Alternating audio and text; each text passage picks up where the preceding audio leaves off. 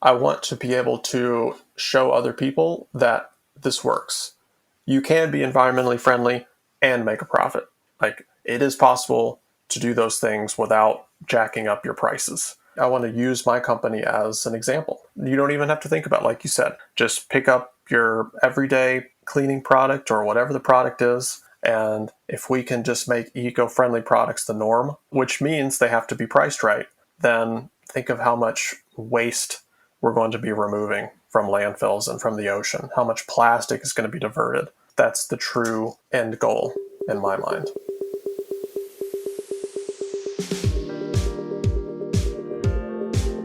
Welcome to Mindful Businesses, presented by Sarani, and I'm your host, Vidya Iyer. In our podcast, we bring to you businesses that are mindful in their practices and processes. A mindful business employs sustainable social, economic, and environmental practices.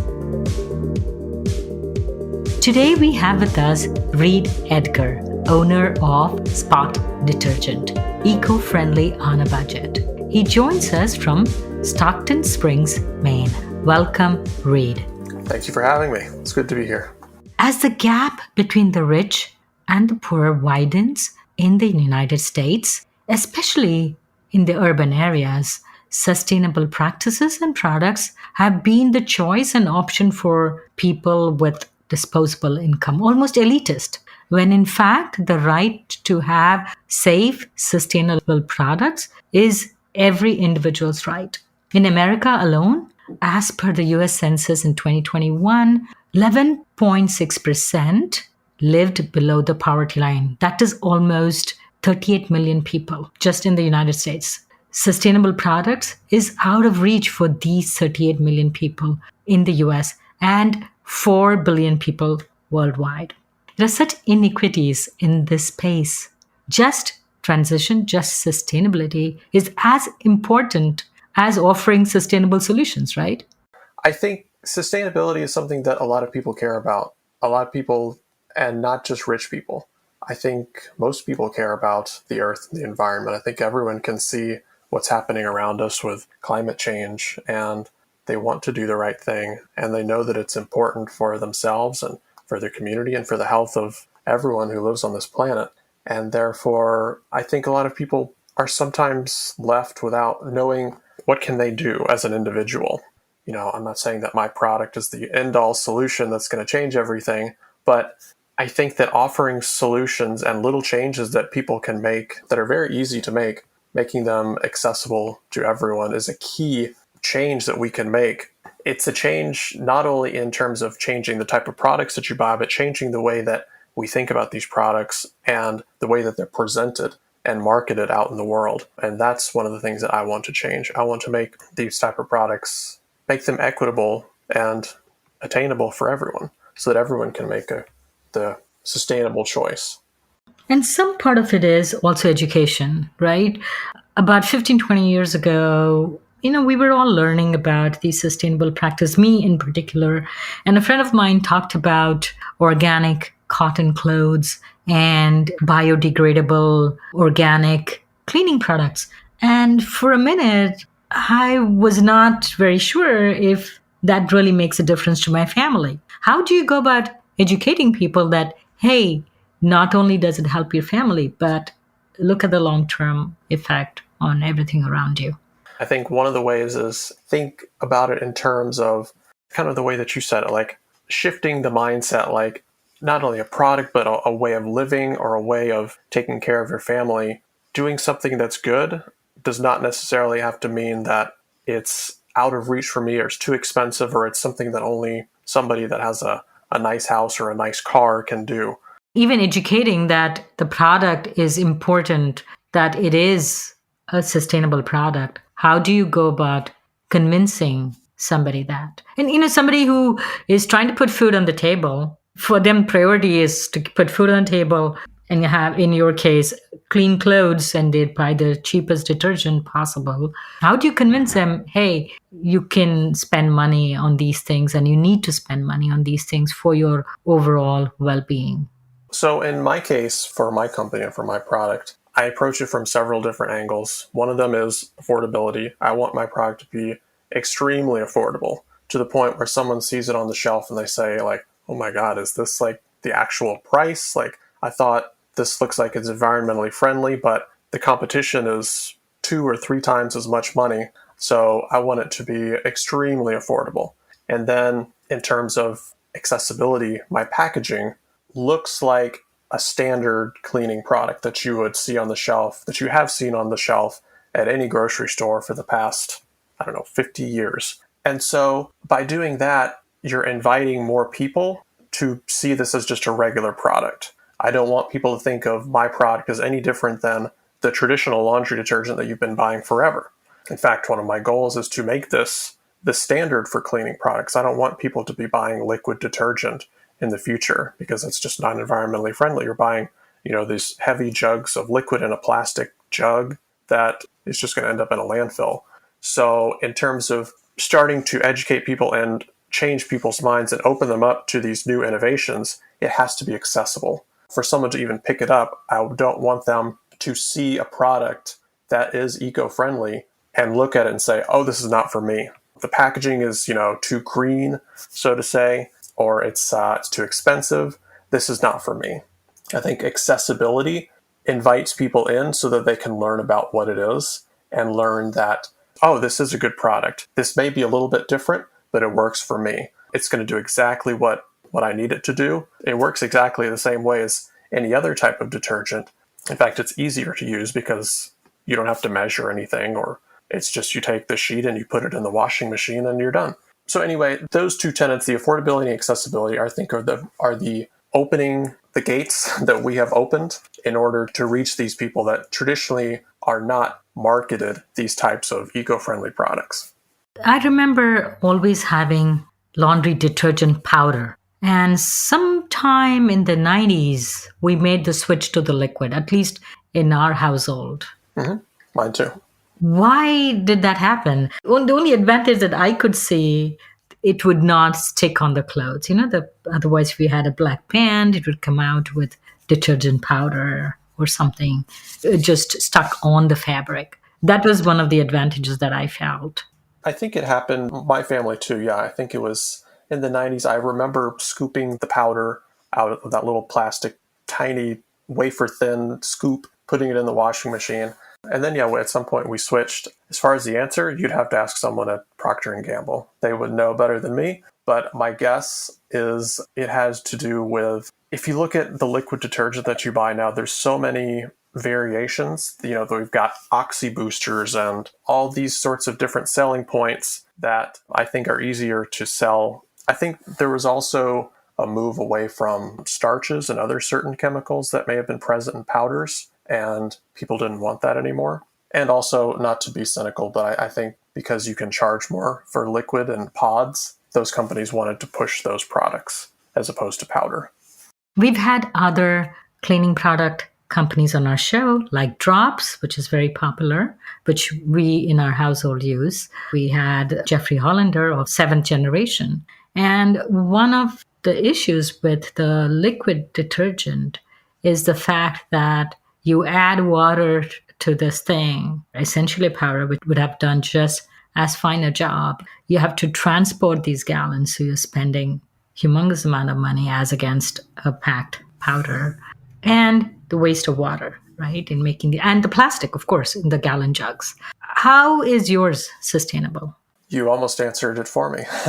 There's many ways. I'll give the brief answer. One, our packaging is not made of plastic. You see all the detergents on the shelf at the grocery store. Pretty much every single one is in a plastic jar or plastic jug. So we're cutting that out. Second of all, the amount of oil needed to not only produce those plastic jars, because plastic is made from petrochemicals, which is essentially oil, but the amount of oil and gas needed to transport what is essentially jugs of soapy water across the country is astounding. And our product weighs practically nothing. Each sheet weighs about 3 grams. And so we're about 80 to 90% less by weight than our competitors in the liquid detergent market.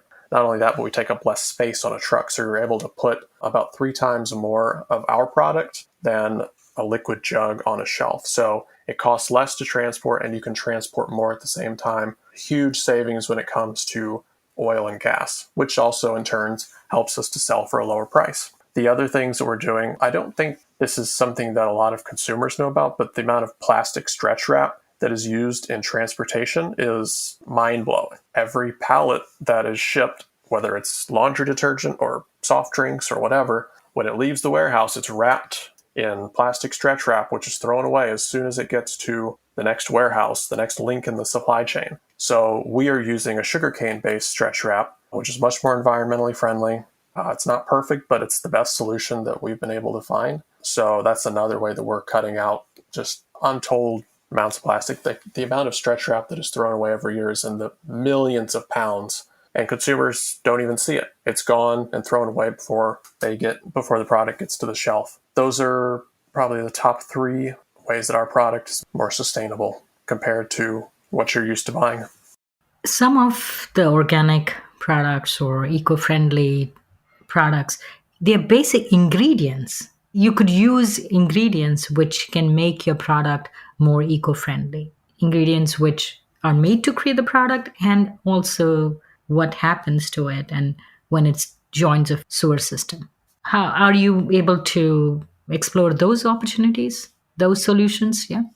Yeah, so our product, the formula, when we started developing this and working to create this product, it was very important that the formula, it's important, removing the plastics and all that is important. But if we're using harmful ingredients or chemicals and artificial fragrances and all that stuff, it minimizes our impact. And so we're very conscious of using cleansers and solvents that are not harmful to the environment or to people's skin. We've had dermatologist testing for people with sensitive skin, for babies, for seniors, passed with flying colors. Everything was great. Our product we can say that it's plant-based, it's vegan, it's hypoallergenic, it's all of those things. It doesn't have any harsh chemicals. The fragrance that we do use is very light and it's not overpowering. It's probably the thing we get the most comments about, actually, is how much people like the scent. But yes, going back to your question, the ingredients are simple and nothing that is going to be harmful to the environment. That's just as important as the packaging. How did you come up with the solution? Did you work in this space? No, I'm new to the laundry detergent world. This isn't my first company that I've started. I've started several companies. And the reason I was drawn to this is because I've always cared about the environment. I've always been passionate about it. I think it was, the way that I was raised and the environment in which I grew up in really fostered a caring of the earth and the environment in me. But I've also been very passionate about business. And so this is a way to combine both things that I'm passionate about. And when I think back, in my younger years when I was looking at, I had this passion and caring and I wanted to get involved in all these projects and, how do we plant more trees? How do we, use less CO2? How do we recycle more? All these things I cared about. And I was always running into a lot of passion and a lot of people excited, but not a lot of pragmatic solutions.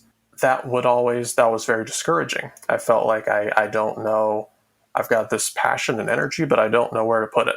And so now that I'm an adult and I'm older, I can use that and come up with these pragmatic solutions that I think are the best way to shift our mainstream society into making these better choices. To answer your question, it's something that I'm passionate about. How did you create the product? I partnered with people who are smarter than me on the science side in order to develop it. I'm more of a businessman. I like to think that I'm very good at figuring out solutions for problems and coming up with the way that we've been able to make our product affordable, make it accessible, and not only that, but to position it and put it in places where people do not typically find eco-friendly products. I think that's where my skills come into play. Talk about your products being in places where people normally don't find it, like, say, the Whole Foods or the Target aisle. It reminded me about a very famous paper written by C.K. Prahlad and Stuart Hart. It talked about marketing to the bottom of the pyramid. In his research, it said that there are about 4 billion people who earn less than $500 a year. I think that is your market, right? So In his case, what he did is, or what he suggested is that instead of having really large packaging, if I go to buy a laundry detergent like a Tide 1 gallon jug, how much is it now? $18, $20, $21. Whereas buying a $2 thing few times a year is more affordable, more it gives the poor people access. And as a marketing strategy, you will end up reaching this other sliver of the population, which cannot go out and buy the $22 Tide jug.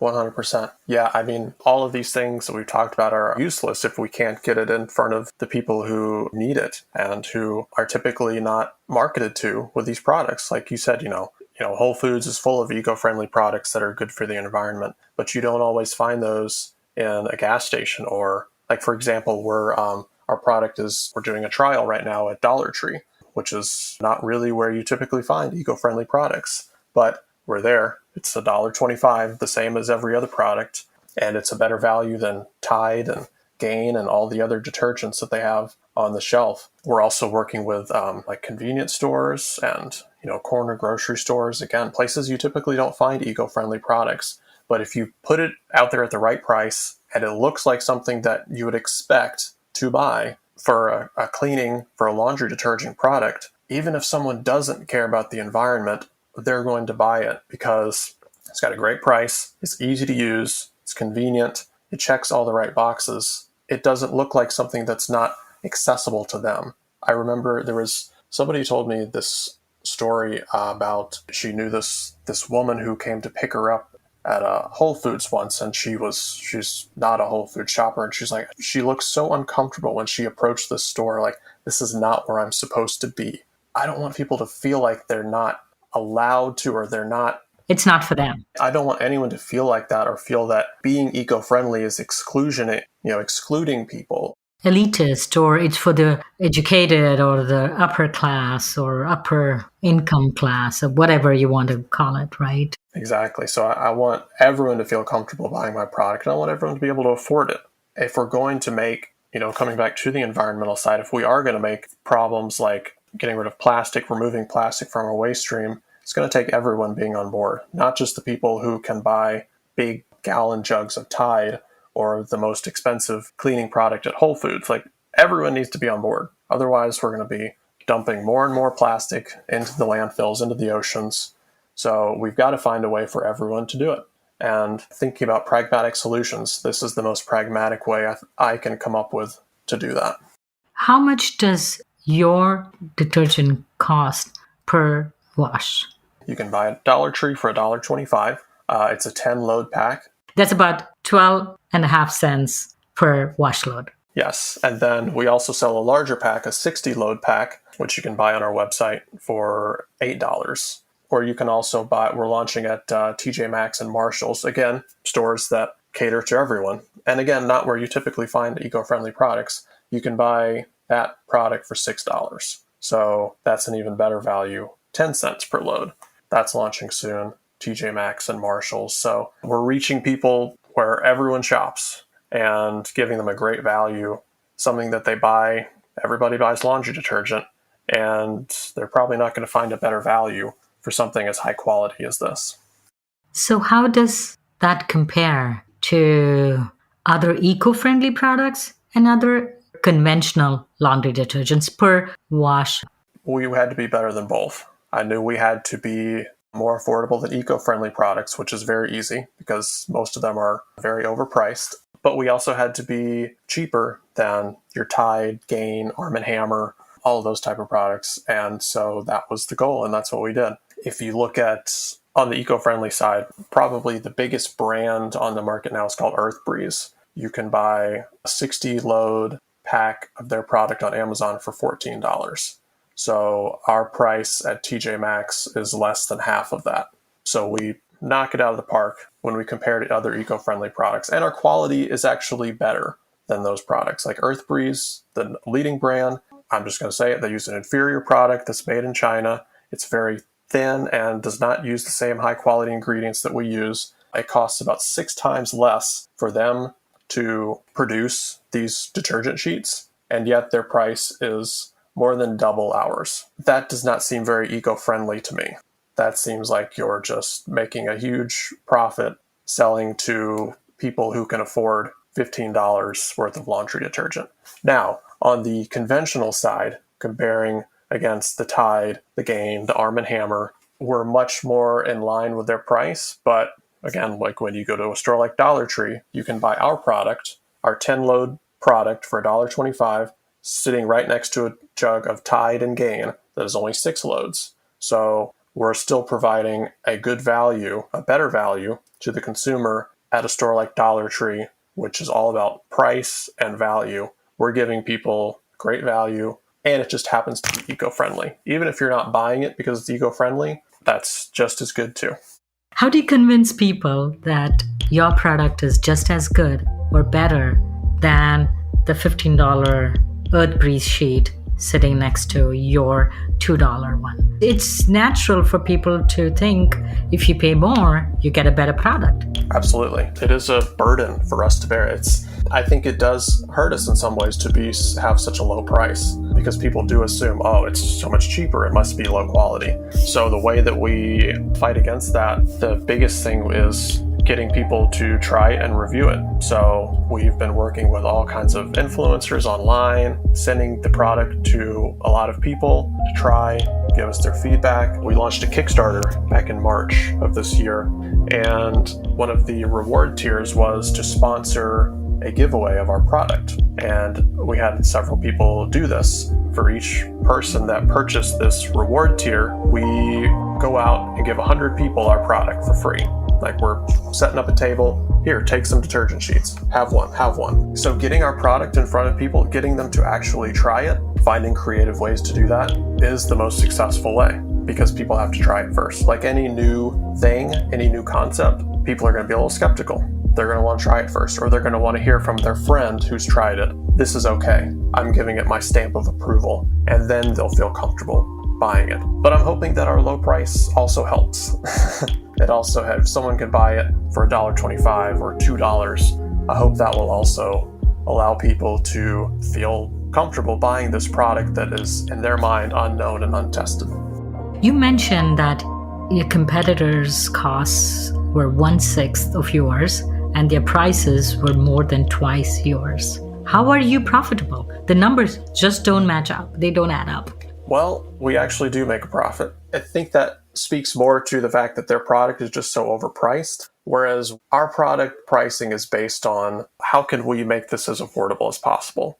And I think the other companies are looking at it as the cost doesn't really matter. What will people pay for this? And that's what we're going to charge. And people do pay for it. And I don't want to bash these other companies because, they are selling a more environmentally friendly product. They're just not appealing to everybody. And they're only selling to the people who can afford it.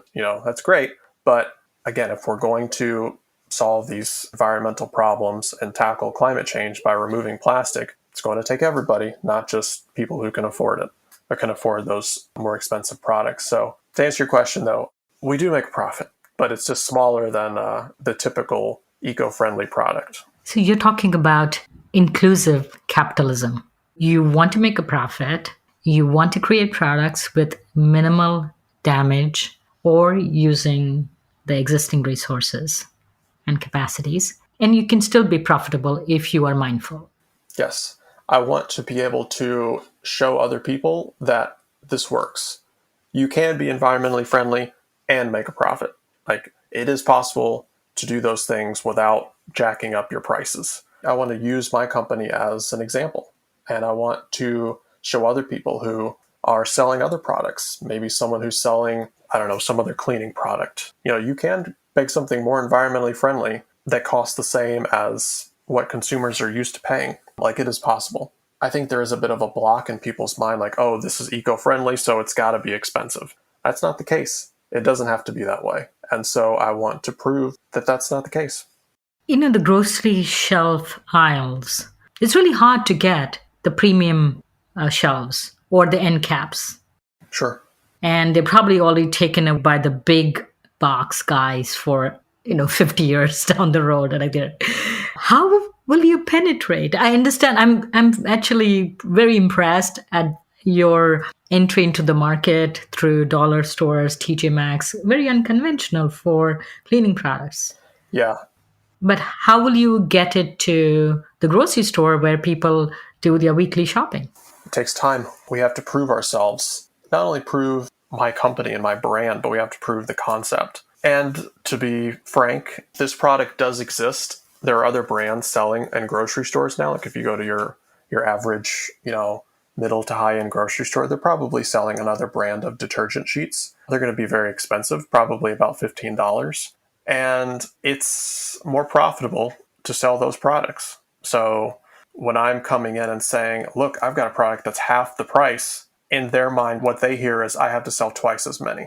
And so it's easier to sell a more expensive product than twice as many of a less expensive product. It's all about margins too, right? In the end. Yeah, the margins and how many dollars can I generate from this spot on the shelf. So I don't want to sound defeatist because I'm not. I know that this will happen. It just takes time. And grocery stores take time to shift their mindset. So once they see that this product is successful and that people want it, then they'll bring it in. Like any new thing, it just takes time.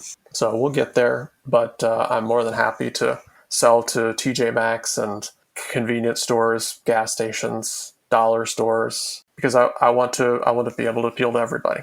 Like I mentioned earlier, you have enough of a sliver of the population if you take the people who normally would not have been able to afford an eco-friendly product. And the best thing is they don't have to be thinking about it. You're doing the thinking of it being environmentally friendly. They don't have to make a conscious. They have other things to take care of. Your kids, they're paying rent and putting food on the table. And this problem is you give them an affordable solution. They can go pick it up, and they're doing good at the same time.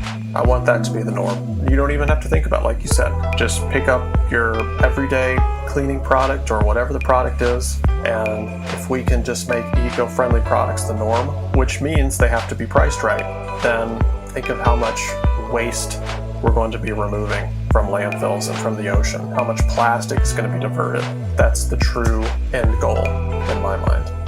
And I had read this research which actually talked about how grocery stores in poorer neighborhoods, the cost of grocery is much higher than a suburban store. Yes. And if you are able to fill those shelves with value products, I don't want to call it low price product, a value product, you are doing far more than just giving them access to an eco-friendly product. Yeah, the corner grocery store or convenience store doesn't have the economy of scale that a mass market store like a Walmart or Target or something like that has. They're dealing with much bigger numbers and bigger volumes, so they can offer lower prices typically. So when my product comes along to the corner store, we've still got to give them a good price and a good value. So we had to work very hard to get our costs down to still make it affordable, to still give that good value. That takes work, and I don't think that's in the typical business's playbook or in their mindset. Like this, why would we do this when we could just sell to a grocery store at a higher margin? Why are we devoting these resources to this? Do they have MSRP, that is maximum suggested retail price, in the United States? Because in India, the same Colgate toothpaste costs the same regardless of whether you buy in the corner grocery store or in a big department store. And that is because they have this concept of MSRP, which is maximum suggested retail price. And most people sell at that price. Maybe there's a promotion for 5 or 10%.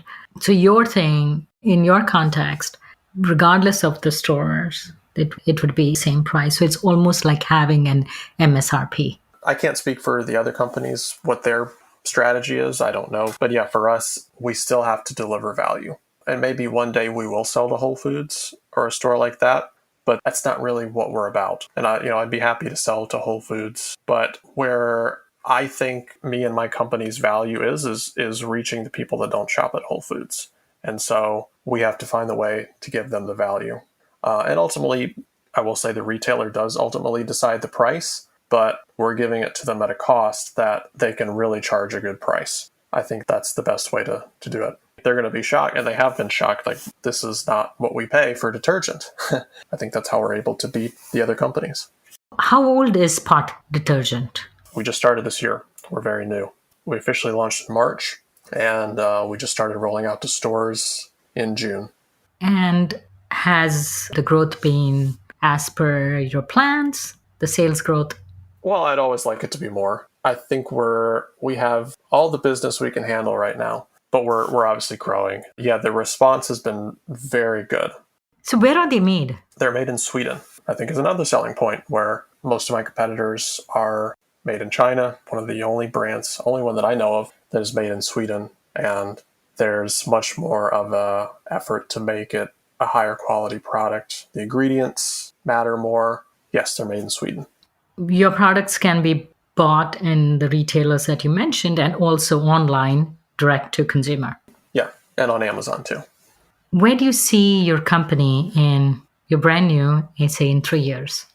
I would like to be using my same pragmatic strategy in order to make more eco-friendly products more affordable and accessible. And then also bringing this concept to the rest of the world. Like, we've been speaking with, in our short company life, we've already been speaking to a lot of people around the world to bring it to their countries. And so I want this to be the norm, especially in places that they don't get access to sustainable, eco-friendly products, especially in places that, they don't have the infrastructure for proper waste disposal. I see all these videos that are just rivers of trash just flowing down because these countries don't have the infrastructure to handle all the waste. So this is a great product for that because there's practically no waste. Our sheets dissolve and our packaging is made of paper, so it's recyclable. There's nothing that's going to end up in a river or in a landfill or the ocean. It's perfect for places like that. And for countries that do have proper waste disposal, it's great for them too. They just have to be introduced to this concept. Can it be used for hand washing? Because many of the countries that you want to enter into, most people don't have a washing machine. Yes, I'm actually about to put out a video on Instagram showing this. You can use these to wash in a basin or a sink. All you do is put your clothes in the sink or the bucket or basin or whatever. When you add the sheet, it starts to dissolve. So you just stir it up a little bit. And there's, in the video, I'm going to show this, but we have this little agitator that essentially spins the water around. I think it was like $7. I bought it online, and it washes your clothes. So it's really good for people that don't have a washing machine, but it's also good for traveling. Like people who travel and they want to have clean clothes while they're traveling and they're staying in a hotel. All you have to do is put your clothes in the sink, mix it up with one of our sheets, and voila, you've got clean clothes. No matter where you are in the world, you can have this and have clean clothes. And it's not like you have to carry around a big jug of detergent or soap or something. Like this is, it weighs nothing. So have you heard of the washing machine project? It was started by a gentleman in UK. He was also on our show. He makes these sort of hand cranked washing machine and sells it for, I forget how much it was, very nominal amount to women whose hands, if they had to do hand washing, it's blistered, their hands are hurting. But this is hand cranked, but that would be a great person for you in future to maybe partner with. I would love to get in touch with them, yeah. The idea that this is only for traditional washing machines is it can be used in so many different ways, and like anyone can use this product. All you need is some water and a bucket. And now you can have the same level of cleanliness that anyone else can have. Like it's the same, the quality doesn't diminish because we're selling it to another country or someone who doesn't have a washing machine. Like it's the same high quality that you would be buying at TJ Maxx or Dollar Tree or whatever. Thank you so much, Reed, for coming on Mindful Businesses. It's been a pleasure talking to you. Thank you very much for having me. I've enjoyed the conversation. You're listening to Mindful Businesses, produced and hosted by Vidya Iyer. We'd love to hear from you. Send us an email at info@mindfulbusinessespodcast.com. If you learned a thing or two from this episode, share it with one friend. Click on the subscribe button to be the first to learn about our latest episodes. We recorded this podcast in Buffalo, New York. Theme music was composed by Tatum Gale. Roseanne Kurian is our marketing assistant. Ketan Karat is our podcast editor. Our advisors are Jim Stone and Anupama Pastrija. This is Vidya Iyer with Mindful Businesses.